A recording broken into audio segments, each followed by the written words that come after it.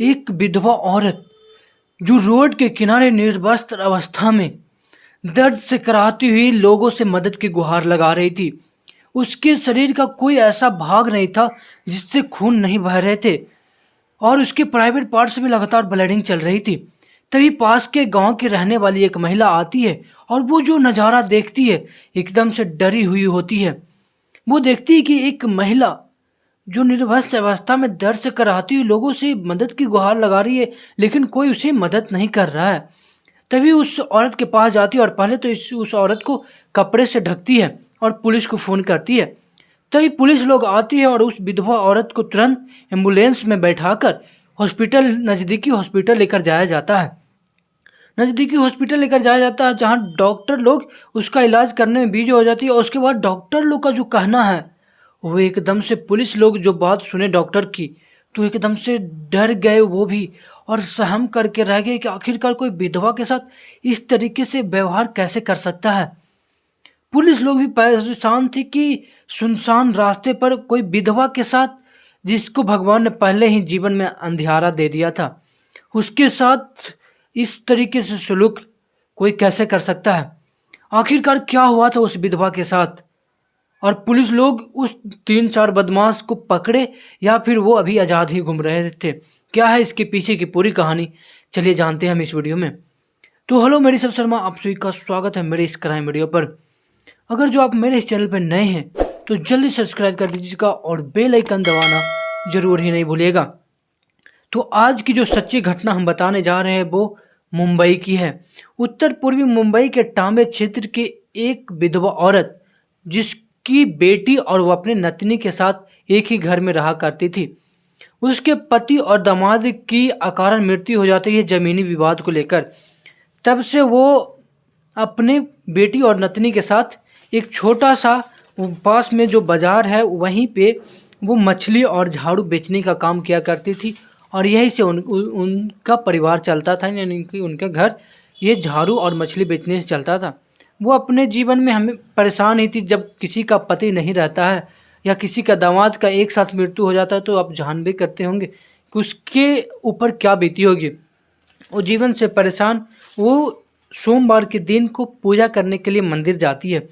मंदिर रात कुर्ला के नेहरू नगर इलाके के पास एक खंडोबा मंदिर होती है जहां वो पूजा करने के लिए जाती है। उसको क्या पता था कि उसके साथ जो आगे होने वाला है वो एकदम से जीवन को और बद से बदतर कर देगा।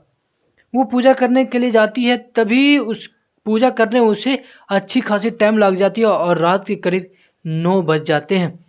उसको क्या पता था कि उसकी जब वो पूजा करके निकलती है मंदिर से तो उस पे 3 आदमी या 3 हैवान बोल सकते हैं उस विधवा औरत पे नज़र रखे हुए होते हैं। बता दें उस विधवा औरत की उम्र लगभग 64 साल थी। तभी उन तीनों बदमाश ने उस औरत को पीछा करते और वहीं से उसे अगवा कर लेते और अपने साथ ट्राम्बे के एक थाने क्रिक क्षेत्र है जहां लेकर जाते हैं।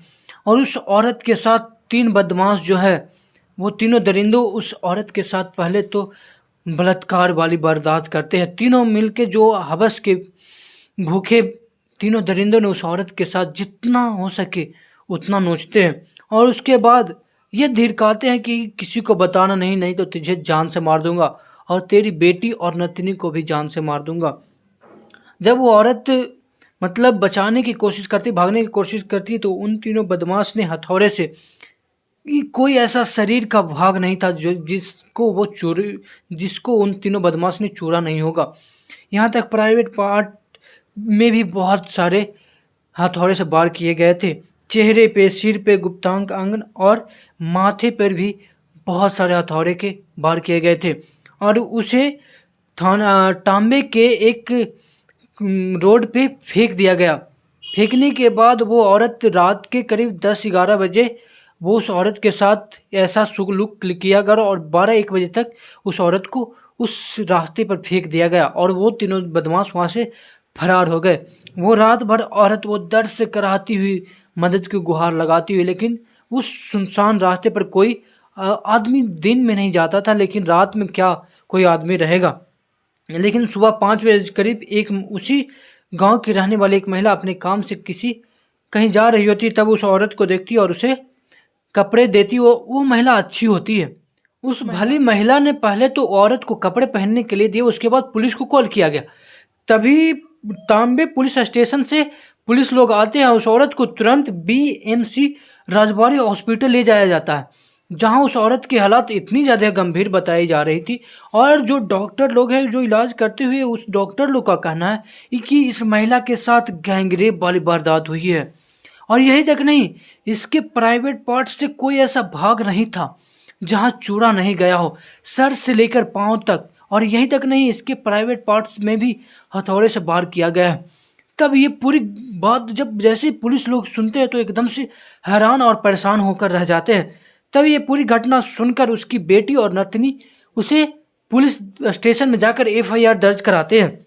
उसका कहना था कि हमें तो किसी पर शक नहीं है, लेकिन मेरे माँ के साथ जो ऐसा किया है उन दरिंदों को जल्दी से जल्दी पकड़िए आप। तो ये पुलिस लोग भी अपनी 6 टीम तैयार करती है। पुलिस की 6 टीम उन तीनों दरिंदों को पकड़ने के लिए हर एक मुशक्कत करती है। यही तक नहीं, मंदिर से तांबे के बीच की जुड़ी जितने सारे सीसीटीवी कैमरे और फुटेज थे सभी खंगालती है। लगभग 802 फुटेज खंगालने के बाद एक बदमाश जिसका नाम होता है मुकेश कुमार, वो बदमाश पुलिस के हाथ लगते हैं। तभी उस बदमाश को तुरंत गिरफ्तार किया जाता है और उसके बाद उसे पुलिस थाना ले जाया जाता है, जहां वो तो शुरू में तो कुछ नहीं बताता है। और यही तक ना, वो अपने साथी का नाम भी अभी तक वो बदमाश नहीं बताया है कि इसमें और 2 बदमाश है।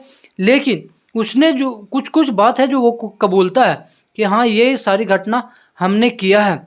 और वो दोनों बदमाश कहाँ हैं जो हमें तो नहीं पता है। वो मेरे साथ बस इस घटना के बाद वो मेरे साथ कभी मिले ही नहीं और वो अपना सारे फ़ोन भी बंद कर लिए हैं। तभी पुलिस वाले हैं जो उन दोनों बदमाश का कॉल लोकेशन ट्रैक करते हैं, तो अभी तक पुलिस के हाथ तो ऐसा कुछ सबूत नहीं लगता है। लेकिन एक बदमाश जिसका नाम होता है मुकेश कुमार, वो अभी पुलिस की गिरफ्त में है बस। और उसकी जो माँ होती है उसके साथ जो मतलब भगवान पहले ही उसके जीवन में बहुत सारे अंधेरा दे दिए थे। उसकी दामाद और पति की मौत ऐसे जीवनी विवाद में हो गई थी और वो अपने घर चलाने के लिए वो बाज़ार में मछली और झाड़ू बेचने का काम किया करती थी। और उसके बाद उस औरत के साथ ऐसी घटना हो गई जो एकदम से इंसानियत को भी तार तार कर देने वाली थी। तो दोस्त, मेरा यह क्राइम वीडियो सुनाने और बताने का यह मतलब नहीं है कि किसी को परेशान करना या फिर किसी के आत्महत्या या फिर दिल को ठेस पहुंचाना। मेरा ऐसा कोई मतलब नहीं है। मेरा बस मतलब है कि आप लोग सतर्क रहें और सुरक्षित रहें और हो सके तो किसी और की मदद करते रहें। तो ठीक है दोस्त, फिर मिलते हैं ऐसे ही क्राइम वीडियो के साथ नेक्स्ट वीडियो में। तो जाते जाते मैं ये कह देना चाहता हूँ कि अगर जो आप मेरे इस चैनल पर नए हैं तो जल्दी सब्सक्राइब कर दीजिएगा। तो ठीक है दोस्त, फिर मिलते हैं ऐसे ही क्राइम वीडियो के साथ नेक्स्ट और अगले वीडियो में। तब तक के लिए जय हिंद।